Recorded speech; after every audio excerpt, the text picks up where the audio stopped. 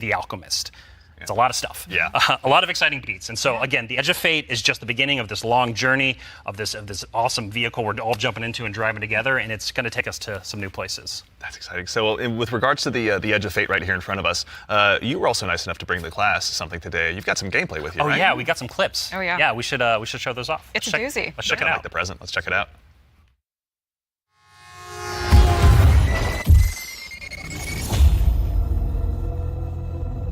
Observe, connect, conceal. Guardian, I had a vision. Conform, comply, return. They just wanted to show us disasters. Observe, connect, conceal. I'm not human anymore. Return, conform, comply. No one else should know what this feels like.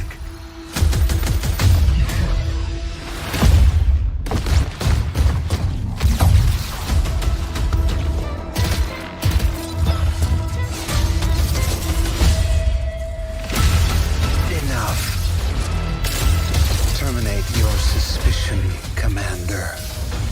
Remove your scornful blindfold. Observe, connect, conceal, conform, comply, return. Observe, connect, conceal, conform, comply, connect, return.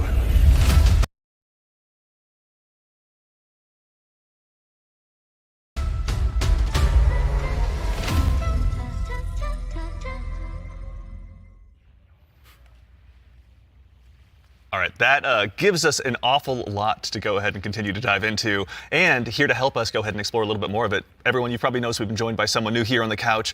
We are privileged to be joined by someone who's the originator of perhaps my favorite all-time Destiny emote, the one and only Dave Samuel, art director here at Bungie. Dave, how's it going, man? It's going great. Thanks for having me. Absolutely. For anyone who maybe for some reason somehow doesn't have that emote in their collection or hasn't seen you in a past Vidoc, do you mind telling us a little bit about what you do here at Bungie? Yeah, I'm art director on Edge of Fate.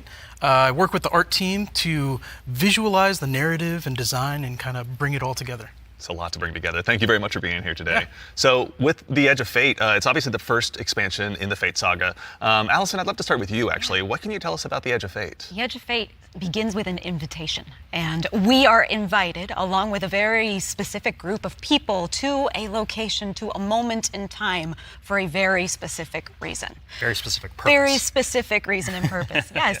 Yeah. And the place that we're going to is called Kepler. And so you may be saying, now, Allison, hold on, hold your horses read my 1 mind. second, Yeah. because the Kepler I know is the one that's way outside of our galaxy.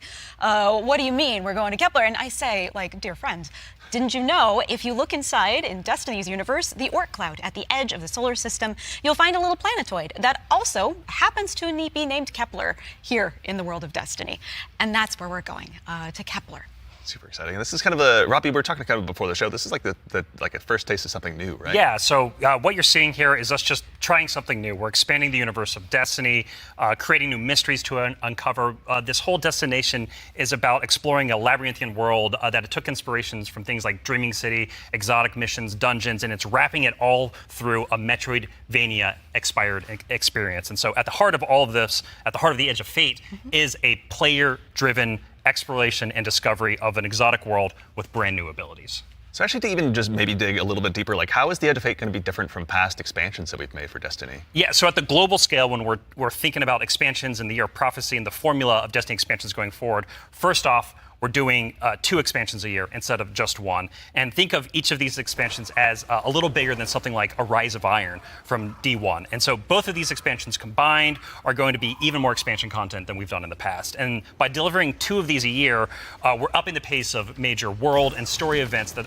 really matter to players and are going to be pushing the Fate saga forward. And so We're trying radical new things, which each of these expansions. And so alongside this new destination of Kepler, this exotic world that players will explore with brand new abilities, we also have world tiers. And world tiers allow you to take on a higher level of challenge on the destination in order to extract some of the best loot within the release. But what's cool about world tiers is as you play through the mainline story and you play through the first couple of world tiers, you're going to unlock later world tiers. And as you're claiming these abilities, as you're exploring the world more, as you're discovering more within the release, you're putting these puzzle pieces together and you're figuring out how to solve all the mysteries on Kepler with different ways. And so you might play a puzzle in one way, a mission in one way, and when you're in these higher world tiers in the post game, you can start to solve these problems in different ways that you couldn't before in the original playthrough. Claro. Añade nuevas mecánicas All of this, we're also going to conforme vas desbloqueando cosas. content that we're rethinking about how we Resume. use within the game. And so Entendáis. there's some non-linearity within the destination. La campaña de este DLC en Kepler no es lineal. Related to the critical path, but you don't have to play it. It's there for you to explore. It's driven by O sea, tú puedes elegir, como ya dijeron, la misión que tú quieras.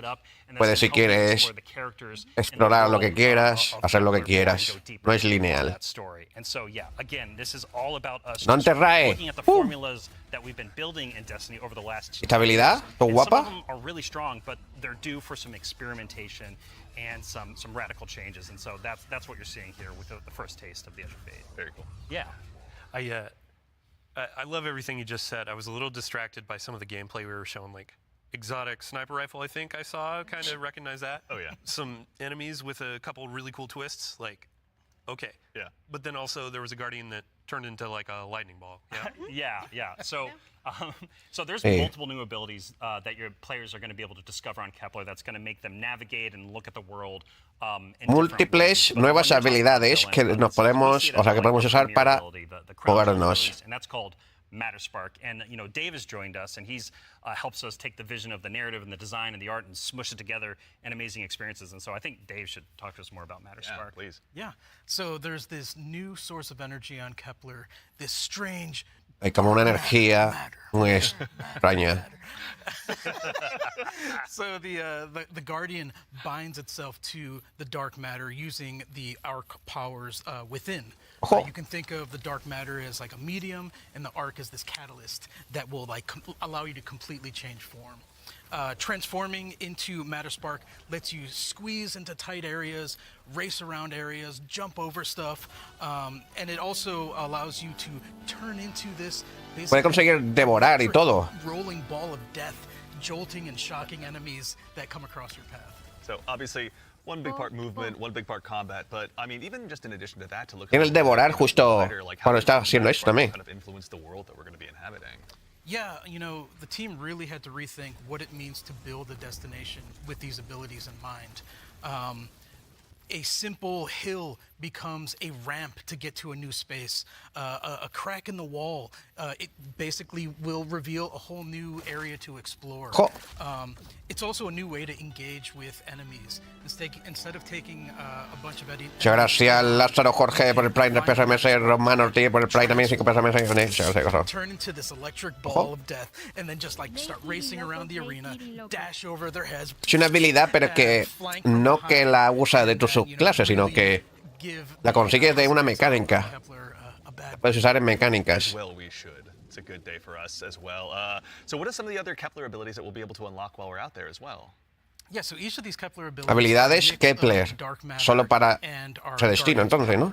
So we have the relocator cannon, which is this new fallen dark matter tech mixed with Materia oscura. this is going to allow you to bypass this dark matter mixed with strand, allows you to manipulate the environment. You'll be able to basically push and morph and move geometry to create bridges, open up doorways, and then also reveal secrets and new opportunities. Yeah, so what's really important about what Dave is describing, and when we were thinking about building this world, it was all about hey, here's this new tool to navigate and see the world in a different way, and puzzles and mysteries throughout the missions, the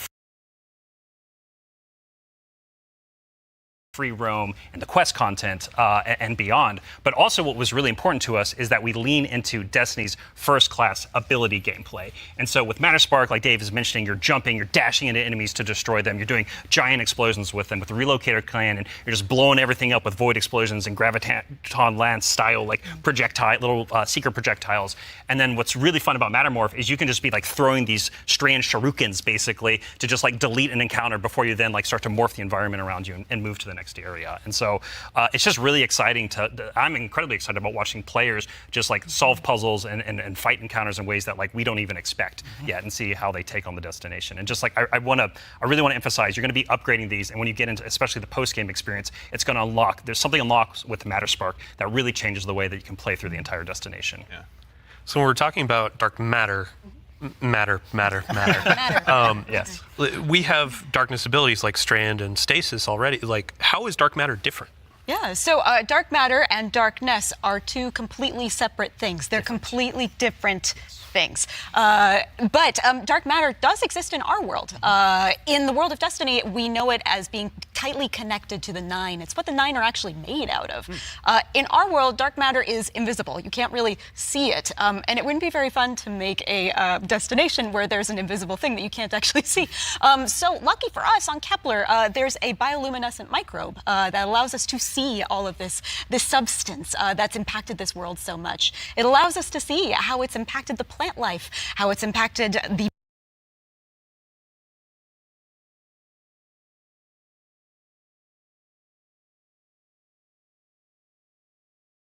behavior of the peoples that we're going to encounter. And we can see how it has been able to bring these things that are kind of unstuck in time into this current location. I do have to put on my drifter hat for just a second and, like, what does it smell like? What does it taste like? Yeah. Dark matter smells and tastes like bleach and math. Yeah, it's true. Cannot wait to get that chip flavor. Yeah. Get it with a sandwich today after. It's zesty. Yeah, it's really good. Actually, so on the topic too of stuff in the trailer as well, we heard someone talking there. Can you tell us who that was? Sure. That was Lodi. Lodi is a new character that we're introducing in Apollo. Not in Apollo. We're introducing him in The Edge of Fate. Yeah. I want to give a special shout out to Brian Villalobos, who portrays Lodi and does a spectacular job. This character is fascinating. He's kind of a fish out of water, but the fun thing about tropes is to kind of put a twist on them, right? So what if that fish that we pulled out of the water was the most qualified fish to be pulled out into the air? Down for anything. It's down for anything. Yeah. And what if that fish was kind of made to be pulled out of the water? I don't want to give away too much because this character is way more fun for the players to figure out what his deal is, but I will say that Lodi is very, very far from home. Very fair, very exciting. So I do have to call out too, before we started this, you and Robbie were talking about how Lodi is like a notice me character. Oh yeah. Robbie wanted a senpai. I did. Yeah, I wanted someone that I just wanted to spend a bunch of time with on this new adventure we're going on. Yeah, a friend that we can look up to. Yeah. Right, yeah. Notice me. Notice me. Lodi. Yeah, of course, He it will. writes He itself, or rather Allison does. So with regards to the characters as well, so is it a whole new cast of characters in The Edge of Fate? No, we're going to see some new faces like Lodi and other characters, but we're also going to see some familiar ones too. Ikora is here. The stakes are high enough that she's here investigating what's going on. And as it turns out, in one of our major mysteries, she's kind of at the center of it. She was invited here, as was Lodi. Same as we were. All of it's kind of tied together. Very exciting. So the way, if I can, please. The way we think about this is about all these characters. Their fates are intertwined in some way. There's these puppet masters that have been pulling the strings for a very, very long time in order for everyone to get here at this moment. And so, as a guardian and these characters involved, they're going to have to decide if they're fight your fate. Like that's what we think about. For these individuals, that's what they're going to have to go through and determine about how they can stand up to this new conflict that is surrounded by the Nine, because they are fated to be here. And what does that mean for them, and what does that mean for their future and the future of Soul itself? So with regard to these new characters and this world we find ourselves in, was there anything about that setting, or in particular, that really influenced the creation, rather, of this world that we're going to be inhabiting? Yeah, I'll give you a list of fun facts. First off, if you've been paying attention to Destiny over the last week or so, you already know that there's been people on Kepler for a long time. That's an old-ass computer that you were putting those numbers into. We also know that the Vex are here. They're studying the 9 because it turns out the 9 can do something that the Vex can't. As Dave mentioned, the House of Exile are also here. They've become fixated on a being that they call the Giver. And kind of most importantly, the dimensionality on Kepler is really thin. So the 3 dimensions that we can know and see and touch are very close to the realm that the 9 live in. And that means some things from Earth's past have been yanked into Kepler's present. Exciting. Nice. Yeah, I mean, so we've been talking about invitations throughout this, and we need to call out an invitation that's actually going to be waiting in the game after this is over. Ride of the 9 begins today. Yeah. So I believe we have a trailer to show. Yeah, you were nice enough to bring a trailer along. I'll go ahead and give it a look really quickly. Yeah, let's do it. Yeah.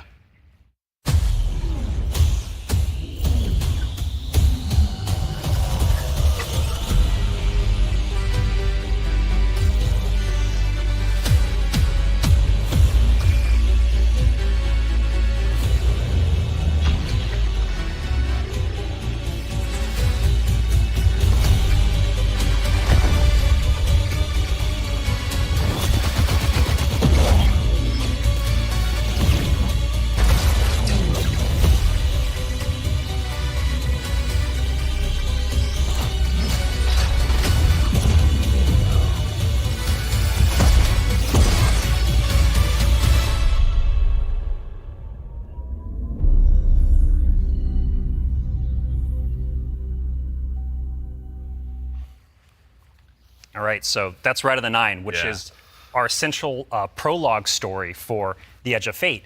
And these 3 dungeons that are featured in this event are free for all players starting today. And so what's really important about this is that these dungeons are both for veteran dungeon crawlers, hardcore raiders, people who've been in these places a lot, but also new guardians who have never stepped into a dungeon before, right? What was really important for us when we were developing Ride of the 9 was that we were changing the formula on how we can think about how we can welcome even more people into these experiences. And so you're going to be able to go in solo, buffed up, and explore a dungeon by yourself, or go in match-made with other fire team members shoulder to shoulder for the very first time. But don't worry, because we also have that higher level challenge for our veteran, our hardcore dungeon crawlers, where you're going to be able to earn the best possible loot, exclusive rewards, and also an exclusive title as part of Rights of the 9. What's also really important about this event for being a prologue for The Edge of Fate is that it really reintroduces the emissary into the game, and you're going to learn why her job is pretty crappy and why she quits at the top of The Edge of Fate, like we saw at the beginning of this show. And so, Andy, we've been talking a bunch about how our Destiny expansions are changing the formula for Destiny going forward. So now I think it's time for us to start talking about how the core hobby of Destiny is changing going forward, the day-to-day of playing Destiny, week-over-week experience. And we've got someone else on the couch here to help us talk about that. We have an expert in that very subject now who has gone ahead and joined us on the couch. We are now joined by the one and only Mr. Ben Womack, creative director here on Destiny. Ben, how's it going, man? Hey, I'm doing great. I'm really excited to be here. There's a lot to talk about. Yeah, seriously. There is a lot. Yeah, it's going to be a very good conversation we have coming up. Yes. But before we get into that, can you tell us just a little bit about what you do here? Yeah. So I'm the Destiny 2 creative director for the core game, or the core hobby, as we call it. Yeah. And it has to do with all parts of the game, everything from Edge of Fate, through our seasons, through the fundamental systems. And in particular, like Robbie was saying, I've been focusing on thinking about the kind of building blocks of Destiny 2 and getting those like not only stood up, but also transformed and iterated on in some really exciting new places. Nice. Well, let's go ahead and just start at the top. Can you tell us a little bit about what like the core formula of Destiny is changing and why? Yes. So I think we need to start with the why first, because it's important to think about what is Destiny, what is great about Destiny. And Destiny is best when you have like awesome chases that you're excited about, you have really cool, powerful builds to make, and there's a mountain to climb that's right in front of you that you want to climb. You're like, I want that mountain. It looks pretty cool. And the thing that is not always true right now in Destiny is like it doesn't feel streamlined as it could. Players don't have as much agency. We want to be player driven. We want to be more rewarding than we are. Because right now there are barriers to playing Destiny like in the best way. And those barriers are insurmountable sometimes. So think about that whole picture of, okay, what is the Destiny that we really want that has been in the past that we also want to get back to and where we want to go for the future, that's where all the changes you're going to see have started, like at their inception point. So it's a big piece of the pie. Massive updates coming across so many systems of the game, and this is like that. We're just getting in, digging into the surface. Yeah. I mean, to that same end, then, how are we making it easier? Pardon me, to go ahead and just get straight into the fun. Oh no, let's do it, because that's exactly what we want to do. And the first thing you're going to see when you log into Destiny with Edge of Fate, you're going to log in your character and see your ship in orbit. It's going to say, not going to say Open Director, it's going to say Open Portal. And the portal is our new front page of the game. We're trying to get you to the fun as fast as possible and as few clicks as we can. We even have Edge of Fate there in the corner so that it's right immediately there. No fumbling around with the map to get to it, really. And we're also taking other big parts of the game, the ritual game and First Seasons, and putting them into these ops categories. So the idea is that we're having these different ops for different moods. We're having solo ops. We have a bunch of fire team ops. We have pinnacle ops. And of course, we have crucible ops, still super important for the game. Yeah. I mean, to start up at the top, can you tell us a little bit more about what solo ops is? Oh, yeah. So solo ops is exactly what it says on the tin. It is a bunch of activities that are made for solo players. And the conception point of that was we want to make activities for players who have a smaller amount of time that they want to play in, and they don't necessarily want to have dependencies on other players, but they still want to get in there and play for 10 to 15 minutes and get some real progress. Yeah, get some loot. Yeah, get some loot. Yeah. Get some loot and get your character forward and feel like, I played some Destiny and that was great. And even if you don't feel like playing with other people, that's fine, because we have an activity type that is designed for one player.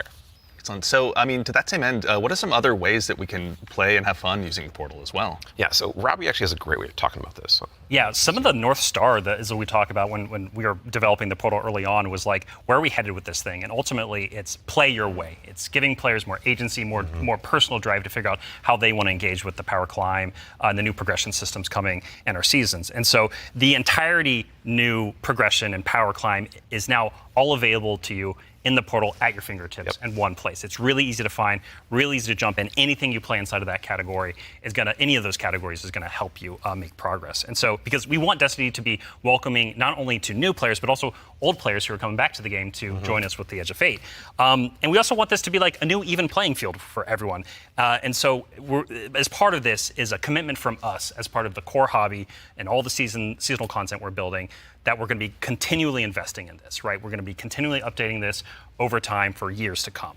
And so, you're asking me directly, what else is there to do? Yeah. Ben mentioned solo ops. We also have the fire team ops and pinnacle ops. Both these are more around playing with other fire team members, shoulder to shoulder, where fire team ops are more quicker sessions. There are some longer form things in it too, but then pinnacle ops are more about those really long form or more challenging kind of focused activities like exotic missions, for instance. And so, and then the one thing we haven't talked about yet very deeply, but is incredibly important, and it's something that I think we've done for the first time ever, or maybe since early D1. It's kind of a return to form. Yeah. You're going to be able to experience the entirety of the power climb within Crucible Ops by playing PvP, right? So this means if you want to be sweaty, Andy, which I know you, Dylan, too. I know you're that way, right? I know both of y'all. If you want to put the sweatbands on, you're going to be able to play the entire experience in the season here and earn some of the highest tier loot that's also available in the game. I have to say, this is super exciting because my player type or other folks out in the community, they want to go in, they want to jam on PvP, but then their friends invite them to do a dungeon or a higher tier activity, and they're like, oh wait, I need to grind a long time to get up to power. Now through PvP, they can get up to power, and you can just bring them into that PvE experience and have a fun time with each other. Yeah. So. That's honestly how I primarily played D1, so I'm really looking forward to that. So it sounds like the core, obviously, of what you guys are talking about, play the way you want to play. It's right at the center of all of it. What if I really want to challenge myself, push myself? Oh, yeah. A little bit more? That's important to us. Yeah. Depth. Depth is important to us. Well, death, but also success. Yes, and that's true. From it, That's right? true, yeah. Yeah, and so we really want to give agency. That's that's one of the things, player driven towards loot and challenge. And so we have a really hugely expanded activity customization system.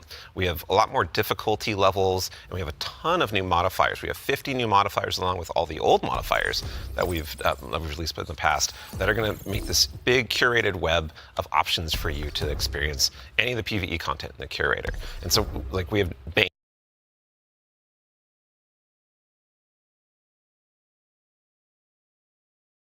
Banes, not just old Banes that we have, but new Banes as well. We also have boons to help you like get advantages in your activities and for your build. We have challenges and trade-offs. And the fun part is you're going to get these different combinations that are available, and you're going to then make a mix that's actually going to change the way you play and be pretty interesting. Sometimes the way you prefer you play. Like there's a new boon called Grappler that I personally love. It's kind of my preferred way to play, where they give you 3 grapple grenades replacing your current grenade. You can't do the melee, but they recharge super fast. So any build you want, you could now Spider-Man around any map.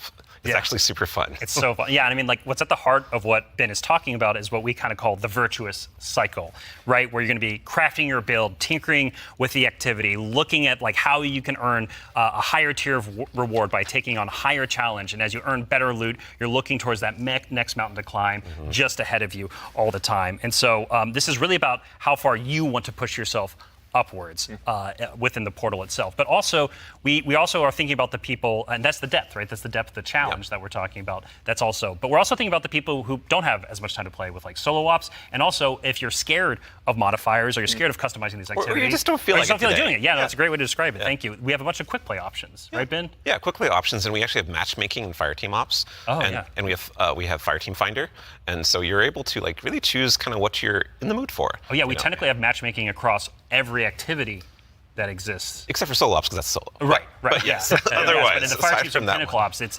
everything. Yeah, you'll have options to play by yourself or with other people. Oh, actually, a really fun part is you can play a strike by yourself as hard as you want it to now, which is really fun.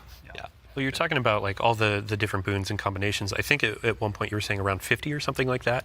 Those 50 apply. new ones. 50 new ones. Yeah. So it's like you can take those into solo ops. Like we're talking about this being kind of leisurely, bite-sized activity. But if you want to take it and say, I don't want Weenie Hut Jr., I want like esoteric level solo, hardest thing in the world, like you can kind of customize and do that. You can just do it from the very start if you really want to. Yeah. And depends on how deep you want to go. Yeah. Really. Yeah. And the point is that you're going to like stretch that far, and we want the reward to feel like worthwhile. Yeah.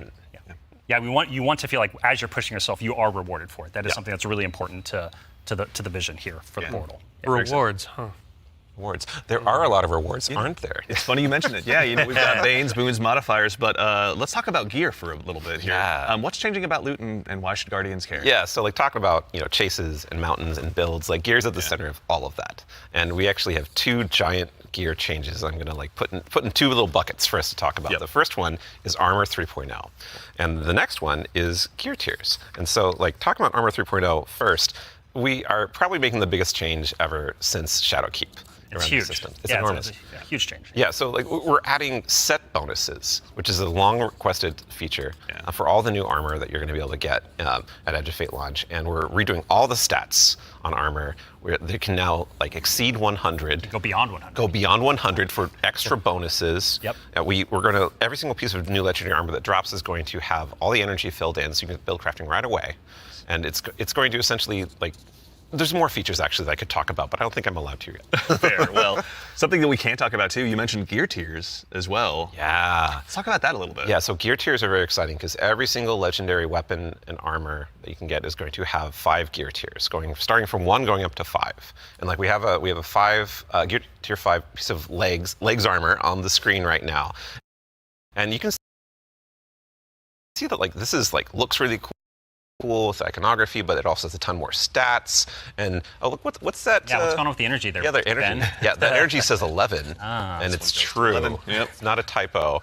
Like energy is going to 11 for higher tier armor. And so if you want that for your build crafting opportunities, it does like give you some new options you never had before. You're going to have to challenge yourself to get more higher tier armor and keep on going to get yet more higher tier armor to get those options. Yeah, and this is also not something that's just relegated to armor, right? When it comes to weapons, they're obviously getting their own refresh as well. Yes, What's Destiny without chasing some? You read my mind. Yeah, like weapons seriously. are part of the player identity. Some people like have a gun that they love. You got fashion, and then you have gunplay. That's right? true, though we do have fashion for your guns a bit now. Hey. well, so because once you reach tier 5 for your legendary drops, you're going to be getting tier 5 weapons, and those have unique shader treatment. It's like essentially a completely different look that's going to immediately identify it to you and others that this is the highest tier gear of this drop that you can get. It's going to show on the weapon, it's going to show on the icon, it's even going to show when you kill enemies with that weapon, because there's unique kill effects for tier 5 weapons that you can turn on or off if you don't want it, but your gameplay will like show that, no, yeah, the weapon that is being used is like the highest tier you can get. Yeah, Giver's Blessing, which I think we have on screen right now. This is one of the Kepler auto rifles, and I cannot put this thing down. Oh, it's so good. Yeah, when we're playing through the Edge of Fate right now, and it's what's really exciting about it for me is that like when you see that tier 5 drop, like immediately that's better than like a tier 3 or tier 4 weapon that you have, right? And I think that's when we talk about making Destiny easier to just jump in, find the fun, make it accessible, but also create more depth. Yeah. This is what we're thinking about. It's like how can we just make immediate, like you understand, like okay, this is probably better than the thing I have right now, depending on what gear tier it is. Yeah. I mean, that's a good example of how much time and effort is being put into these game systems to make them more like approachable. Change can be scary. There's a lot of change that's about to come to the game. We're Armor 3.0, we have so many new boons, we have a bunch of new stuff. And after 10 years of Destiny, this is going to flip some stuff on its head. So, I mean, we're going to have a bunch of blog content. We're going to have interviews with Robbie, with Ben, with more folks across the team that have been working on this. And then we'll also be elevating our creator community when they're creating guides, all that kind of stuff. It's going to be a fun time. But ultimately, a big shout out and thank you to all the folks that have been coming into our studio, giving feedback early on some of these systems so they can be more approachable. And we're looking forward to all the feedback that's going to be coming after launch too. Like this is again one of our first steps into build something amazing. Yeah, and I can't stress enough how much feedback we've gotten from the community summits we've been running over the last year for the Edge of Fate, and just people reaching out to the community teams and others to us. Like your feedback is invaluable. So like seriously, like thank you so much. We're making this game together ultimately. Yeah, it's incredibly important part of the process. Like I don't think we would be able to make what we do without it. Yeah. Working with the community is obviously a core part. Dylan, huge thanks to you and your team, obviously, for helping to lead that charge. And in advance for the big blogs you get to write. And then also the social media team. We'll go ahead and get out the door, so go ahead and give us a follow. I think, Ben, you were saying you wanted to try to break the record for longest twid? I'm more predicting we are. Yeah. So it's not about try, it's the state of things. It's going to be a multi-month journey as we head towards launch. So. Yeah, be a good time. But, we've been talking a lot about the core Destiny hobby. How does that extend into like how players are going to experience like a full year of Destiny? Yeah, so we've been focusing on improving and changing the formula of Destiny in multiple ways. And so progressing through the Fate Saga is going to be more meaningful with 2 expansions a year. We've been talking about how focusing our seasons and on the core hobby of Destiny and that commitment to continually updating it. And in addition, we're going to have 2 free major updates between each of our major expansions coming in the year of Prophecy and beyond. And so ultimately that means there's 4 big beats happening in a year, 2 expansions, 2 free major updates between those expansions. So what that means we're not doing is paid seasonal content anymore. We're not doing separate seasonal storylines. And this also means we're not building a bunch of activity content that basically just goes away and is less meaningful to the game after 3 months. So we're instead focusing all of that effort that used to go there instead into building up the core hobby of the game so the core hobby stays fresh and exciting, year round. And so ultimately, this means no more paywalls for seasonal content, and also these major updates themselves that I'm signposting around right now. The size of them roughly and the inspiration for them we're thinking about is like Into the Light.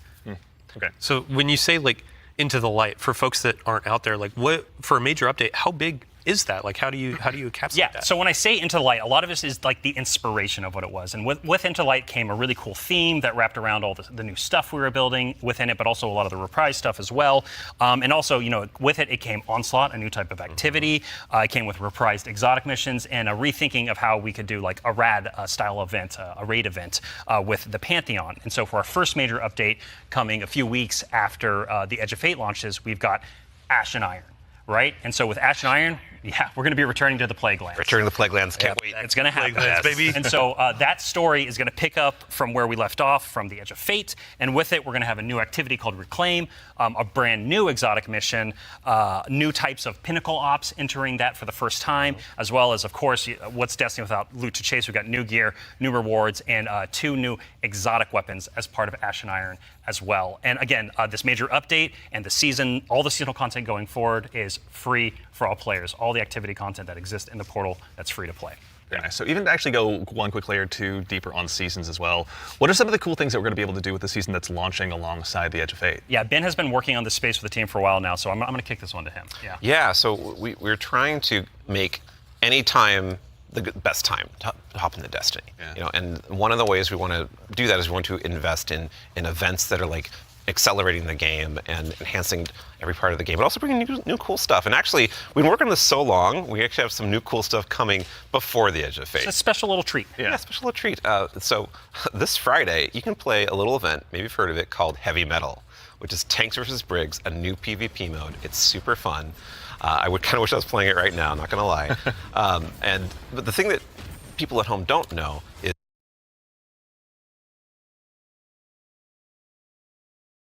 is we have a new reward. That's a unique thing in Destiny if you invest in this event, if you go and play it. And it is a free-to-play event. So this reward is free to play. It is a new combat vehicle that goes in your Sparrow sled, combat Sparrow, if you will, called the Griffin. And this is a really cool, like, combat-ready vehicle you can take anywhere you can summon a Sparrow. You can summon it and use it to fight your enemies and just have a really good time. And there's some really cool build crafting things with this vehicle that I don't want to spoil right now, let people discover, but I'm super excited for it. They all thought they were going to ride those skimmers forever. Well, I mean, we've been saying, like, what was it? Skimmer is Flash and the Griffin is Splash. Hey, there we go. The dad joke quota has been met. We got to get one in. Absolutely, yeah. But that's all, right, man? Like, you've got more for us, don't you? Oh, yeah. So, like I just said, there's more events that we've been making. There's one that's going to happen right after the launch of Edge of Fate. It's called Arms Week. And it's a 1 week long event, and you're going to be focusing on one weapon archetype in Arms Week whenever it comes around. And this one is going to give you a new legendary weapon of that type. It's going to have some volatile mods that are there for the week that are going to be super interesting and fun to play with, and some focusing you can do. But there is a problem when you say this event is going to be about weapons and about using them. Yeah, you got to have a place to test all that out. Right. And so I mean, I've been doing that in EDZ this whole time. I don't know about the rest of you. Those poor drags. Right? Yeah. But there is a new way now. We have a new feature, a long requested feature that is being added to the game with Arms Week. It is the shooting range. And the shooting range is being added to the tower. It is a now permanent addition to the game with the launch of Arms Week. We're not taking it away. And you can go there and you can try out everything in your kit, everything about your build, with all sorts of simulations of different kinds of enemies and situations, and it's all real damage numbers. It's like it's even got a scoreboard. It's even got a scoreboard for you right there. And your fire team. Yeah, your whole raid team can go down into the shooting range and try out, like, see exactly how well you're going to do for some kind of boss at this range or with a strategy. Who can do most of the damage, right? Yeah, well, you're finally going to know. So we have a rally flag. It's not just a shooting range. Like, you can go beyond the firing line and use your abilities too. Yeah, you totally can. And like, if you wanted to, you could even take in Prismatic and pop Transcendence and try that out. And well, I think the reason why we're not seeing that right now is because it's a Titan. Yeah, it's a good soldier. Yeah. Standing on that firing line. Yeah, standing on the firing line. All about building that line and standing. Yeah, exactly. A lot of theory crafters are going to have to go ahead and have some upheavals to their Google Docs, I'm guessing. This will be a really good tool. Like, as we're adding all of these different systems with gear tiering and all of that, you can go in and check those damage numbers in real time. Like, how do my stats change? How are these different gear bonuses going to affect my gameplay? You can see it in the tower now. Yeah. Yeah. And while we're talking about weapons, oh yeah, well, one more thing, right? Yeah, I know. There's one more thing. I know you're excited. So there's more events. Of course, there's more events, and the holiday events are coming up. Where Solstice is right around the corner. It's summertime, right? It's summertime. Summertime is solstice time in Destiny 2. And Solstice has some really cool twists and such that we're planning, but I'm not going to talk about that right now. I want to show you all the new holofoil treatment we have for Solstice weapons. So here we go. This is the holofoil treatment for Solstice in 2025. It is good. It's amazing every time I look at it. Yeah. It is an ocean and gun. the line. Yeah, we put the ocean on a gun. How did we do that? It's beautiful. I love it. And any kind of weapon that drops for this event can have a holofoil. Yeah, so it could be a tier 1 or tier 3. Yeah, any weapon can have a holofoil. Yeah, the tier 5 holofoil. Ooh. Like that's gonna be a chase. Our other events will also have holofoils. Yeah, like Arms Week. You're talking Arms Week will have its own holofoil treatment. Like every event, a major event we have, will have a holofoil treatment. The holidays will have their own kind of special one, but yeah, Arms Week will have their holofoil drops that you can farm as well. Super exciting. No, it's going to be a good time. I'm going to have way too much stuff to chase down, so appreciate you guys putting all the hard work in, obviously, for that. But I believe we've got one more thing. Yeah, I mean, we've been talking a lot about, here are the free updates coming to Destiny, the portal, a bunch of different stuff, Edge of Fate, but we also have another expansion, and we need Allison back on the couch to talk about it. Yeah, Allison. She's the best one to talk Yeah, about. we've got something very exciting, and so once again, Allison, thank you for taking the time to join us today. We appreciate it. Of course. I'm so excited to be the one more thing. Yeah, it's a tradition around here, so we're glad that you could obviously go ahead and lead us into this one. But, as Dylan mentioned, we've talked about the Edge of Fate, but this is the first year we're going to be doing 2 expansions over the course of a year. can you tell us a little bit about Renegades? Yeah, so we're going to have a dedicated reveal for Renegades in September alongside our major update, Ash and Iron. But earlier we were talking about how sometimes our formulas can constrain us from experimenting and innovating. And so in that spirit, Renegades is going to be very different from the Edge of Fate. What I can tell you, and we'll talk plenty about it later, is that we're going to be experimenting and innovating with activities, with social mechanics, and more. But more importantly, I want to talk about our inspiration. And so I have to kind of tee it up first. So Renegades is going to be a Destiny, like definitively Destiny expansion. This is part of the Fate saga, and it's going to push it forward in important ways and introduce characters that we're going to spend time with for years to come. It is an essential Fate saga story. And it's an homage to a universe that has inspired Bungie from the start. It's a universe that all of us here on the couch grew up with, as well as everyone else at the studio and millions of you back at home too. It is a peanut butter and combination, a peanut butter and like chocolate combination inside of what we're making that could only be possible in the kind of world that we build here. And so I am absolutely thrilled to be able to give our first sneak peek at Destiny 2 Renegades. Let's take a look.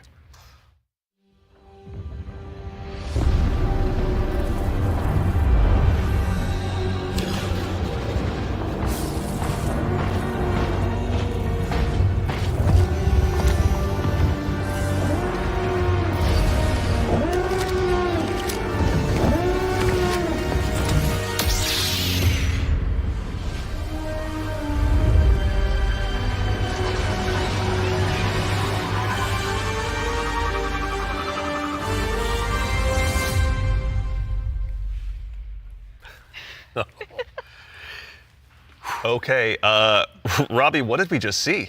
Yeah, so that's Renegades, which is coming out this December. And to really drive it home here, Renegades is a one-of-a-kind Destiny experience, right?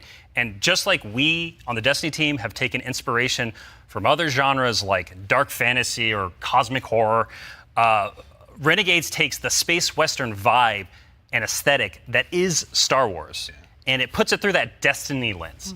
And ultimately, it's created a new lawless frontier that is emerging within Seoul. And so, like, we're so excited to show Renegades off a little bit today and to be talking about it more in the future in September alongside the free major update with Ash and Iron.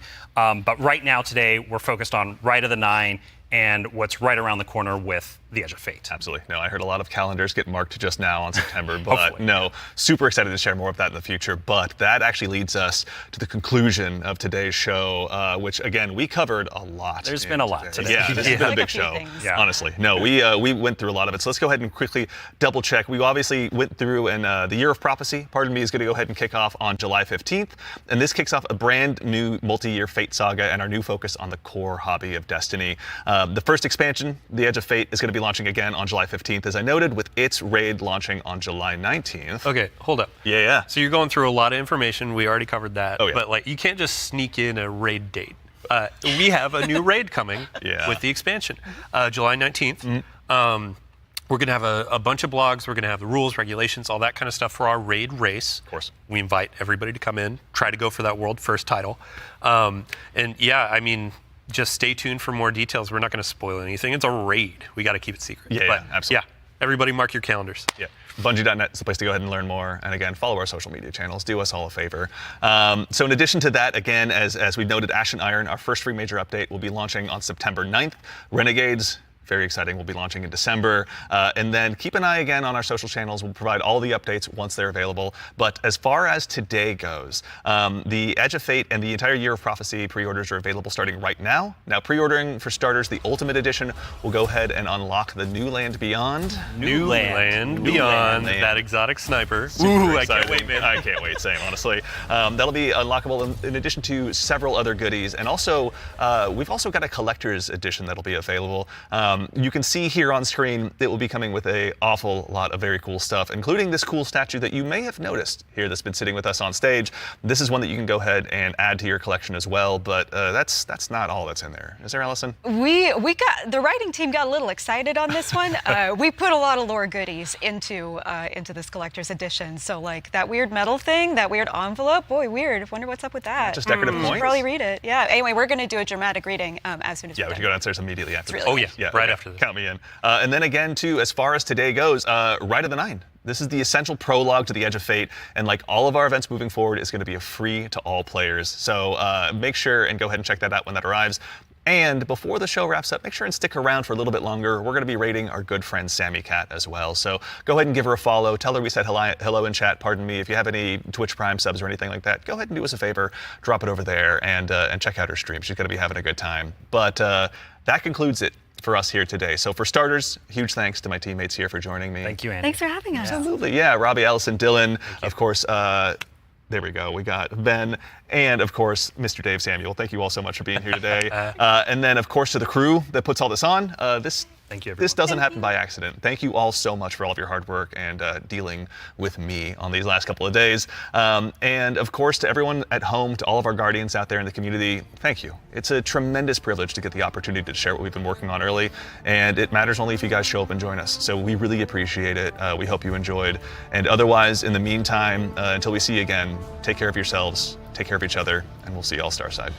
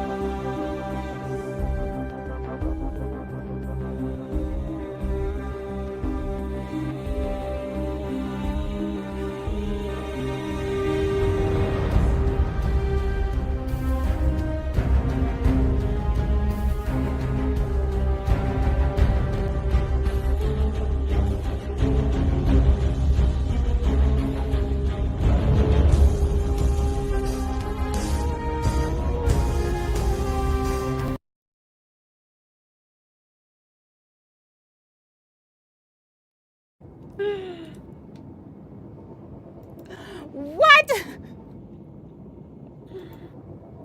Well, I'm gonna have to it's say coming. everything again, but what? Oh, there it is. Hi, everybody! Hey. What's up?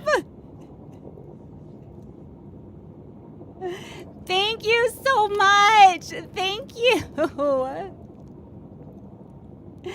Thank you, guys. Thank you, Bungie. You guys did amazing. So good. I just can't believe it. I know you're gonna have to talk about all of the things that you're excited about again. Primarily I being can totally symmetrical arms. Talk about everything I'm excited about, which is everything. You guys outdid yourself. I'm gonna give a shout out back to the people in my chat because I do shout outs when someone raids, but I'm pretty sure you guys know who Bungie is. So if you're not following, make sure that you're following Bungie.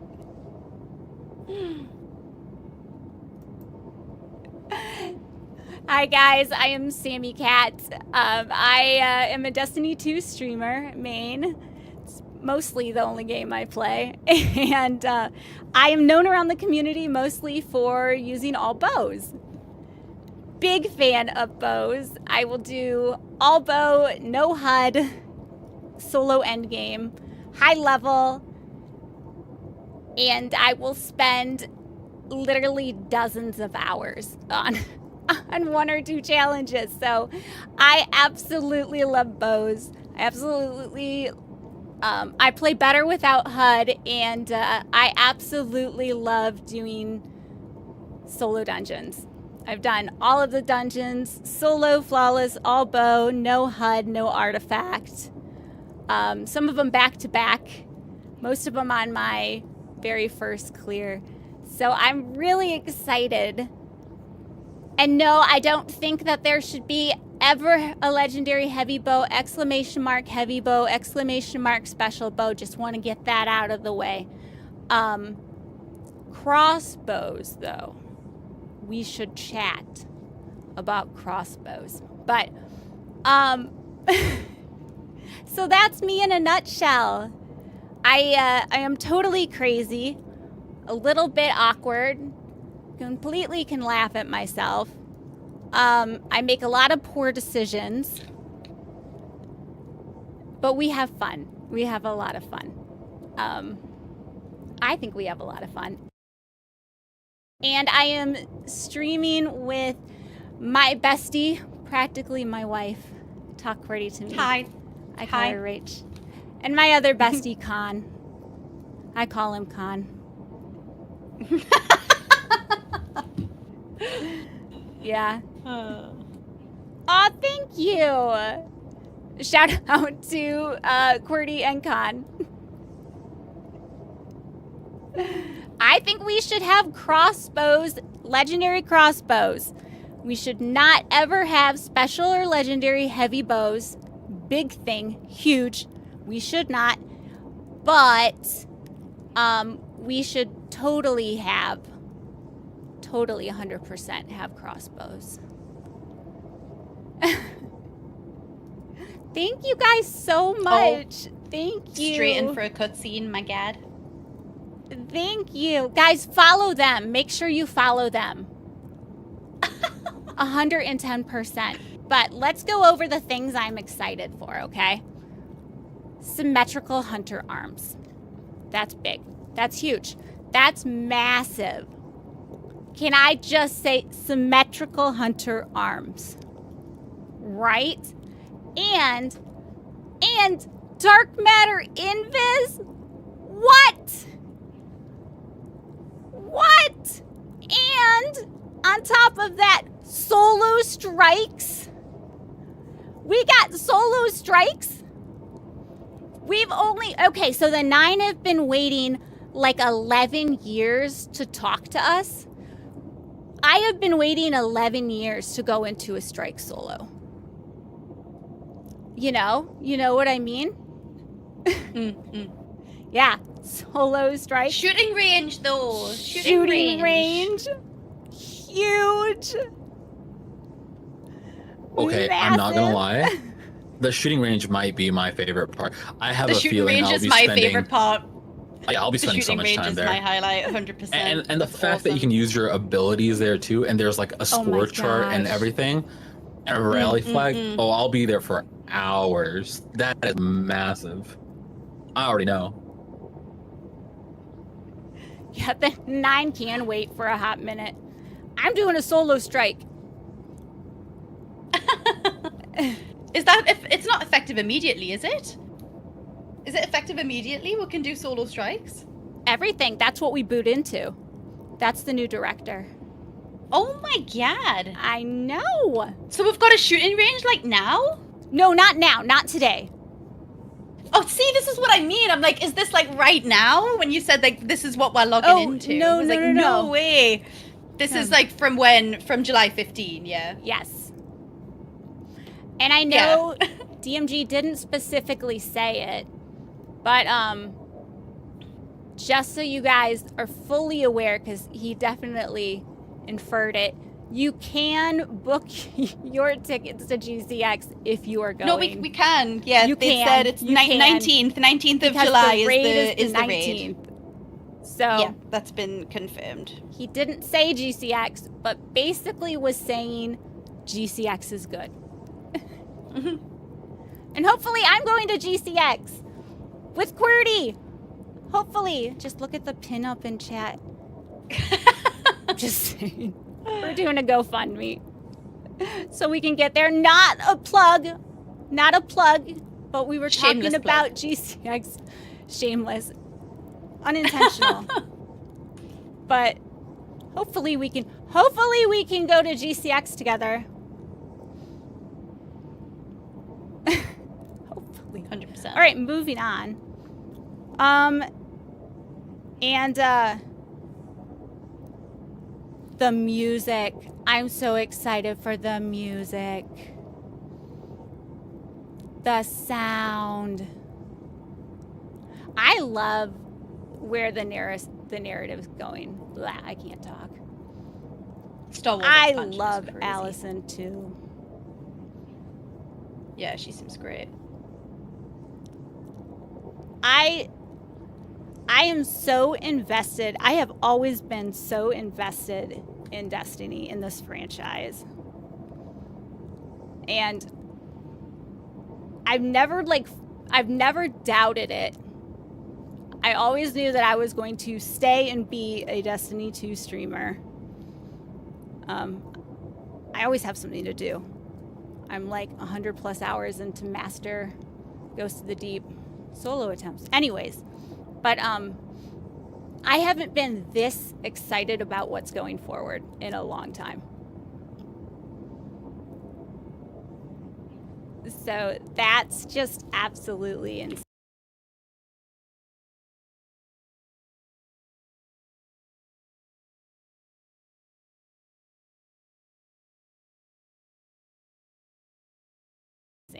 What is coming? New saga. Guys, it's our fate. It's I love that they're like, oh, this is like something that's been like forgotten about for like the last 8 years, and Sam's like, I never forgot. I never forgot. I never forgot. I need everybody to know that I totally called the 15th wish thing for years. Oh my god, you did. I did. I have clips to prove it. I totally called it. Okay, I just had to do the I told you so right there. Just a little bit. I am so excited too. And I bet the 9 are so excited to finally talk to us. I mean, they've been waiting for so long. And I really wonder if... I am curious about Zur. I'm curious about his species and how he comes in. Because he's an emissary. Is he not one of the 9 though? No, he Is said... he like one of them? No. He's always talked about the 9 like he is the connection between the dark matter. Okay. Yeah. Makes sense. Yeah. But I'm not going to say I crutch on Invis. Let's be honest. I'm utilizing a tool. I'm not crutching on Invis. I'm utilizing a tool. Void Hunter main right here. Only knows how to use Void Hunter right here. But, so I'm not going to be crutching on the Matter Ball. Not going to be. But, guys, we get to go and, like, drive around invisible. Isn't that so exciting? I just can't wait. It looks great. It looks so I good. just can't wait. Anyone who's played a Metroid game is just gonna lose their shit. It's gonna be so dope. I know. If I don't invis, is it even Destiny? Oh, it's like this. It's like this. I also, not only do I do solo Albo, no HUD, really crazy challenges, endgame challenges. I also do Destiny. Yeah, one of my ultimate goals is to get that cat emblem. It's gonna happen. Hint, hint, wink, wink, wink, wink. Nudge, nudge. Bungie. I'm just doing all the plugs in here. Destiny, yeah. Where is it? Oh, here it is. Oh, Eternity. Sammy looks so spends pretty. so long selecting her drip, then spends the whole stream going invisible. Oh, I don't have all the evolutions on me. I have all the evolutions. There's a tweet somewhere. There's a tweet of all somewhere. of them together. Yeah. And I match my bow to all of my outfits, too. There's Jolteon.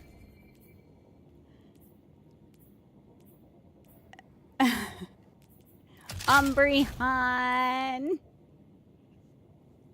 So I'm really excited.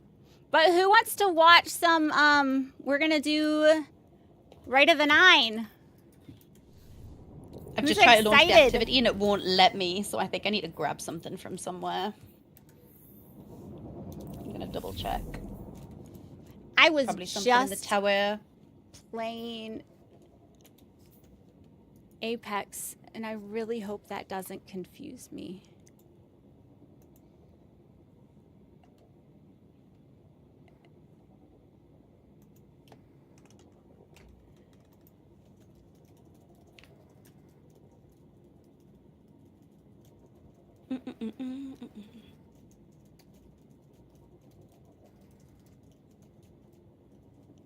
Okay.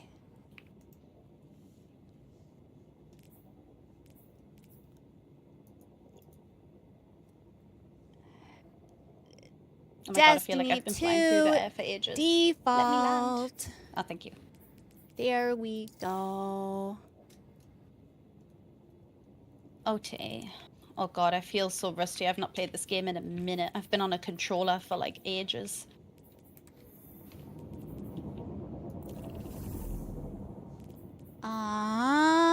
Where on earth? Do I have my HUD on? Shut up, Raoul. HUD is on. Music volume is on.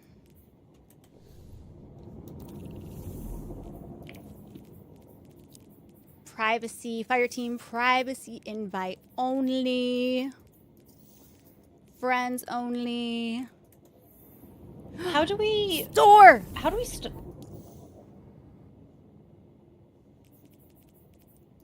You do not have access to this activity. Why? Okay, that's cool. Where's the activity at? In Eternity. I just hover over it and it says that I don't have access.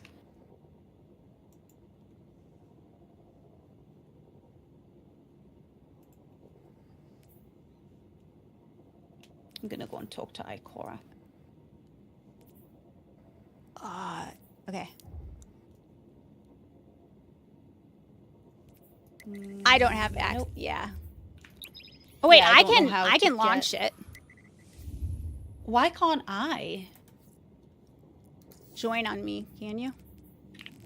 Can I?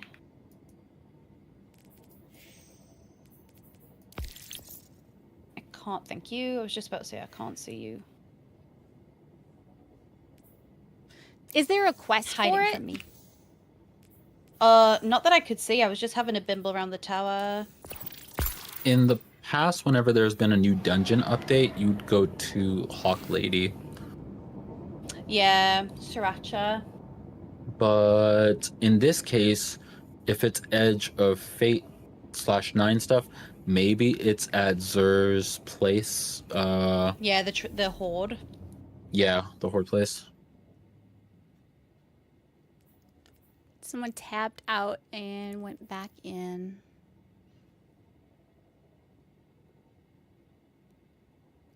Oh, so just time. Oh, okay. Try it again then. Just make sure that it can... Yeah, we can launch.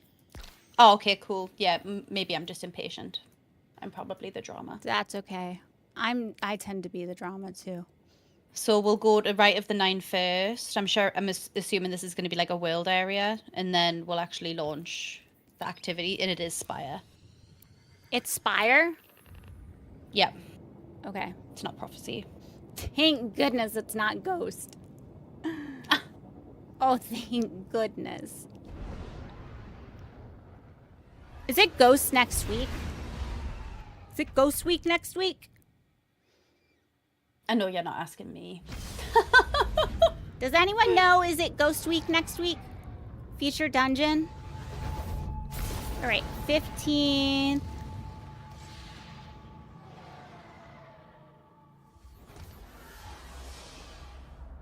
Hey. Ah. Whoa! What? I miss Reckoning.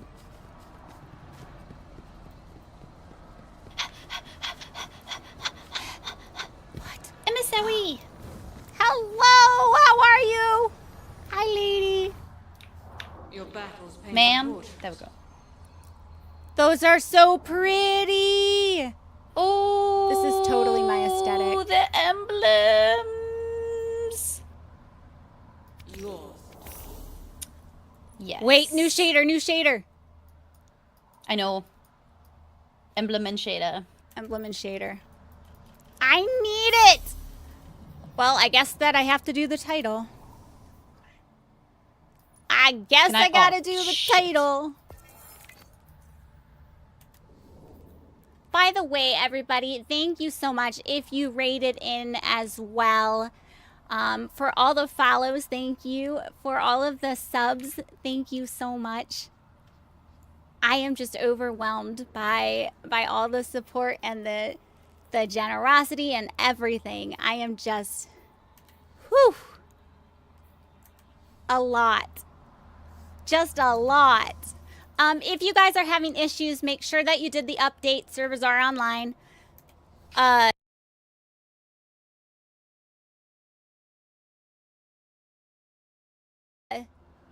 You don't need to pick anything up in order to get here.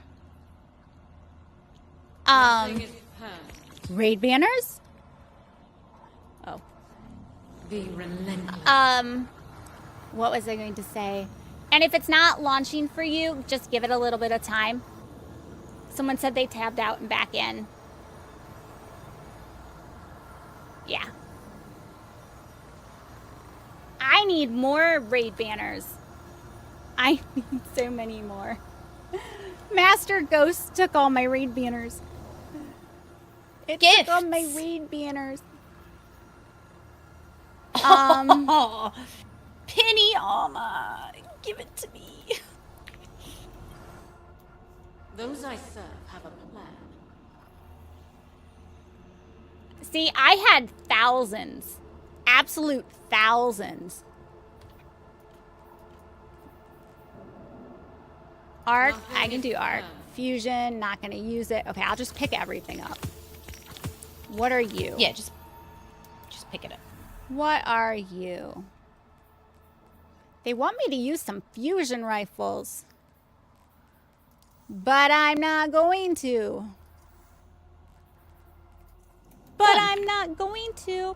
This place is the new Rights of the Nine destination. It just launched today at Reset.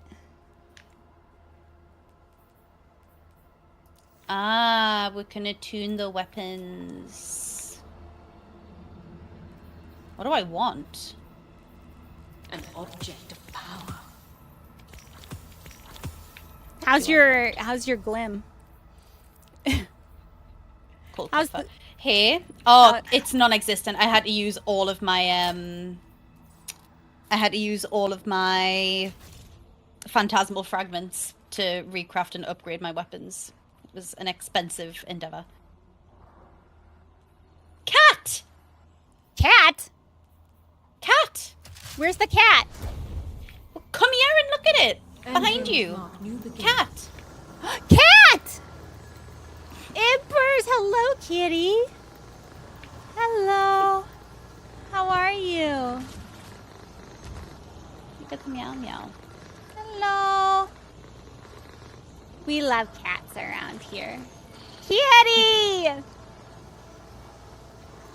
Where is... Kitty! Kitty! Kitty! Meow! Oh, I shouldn't do that. Bella will jump up here.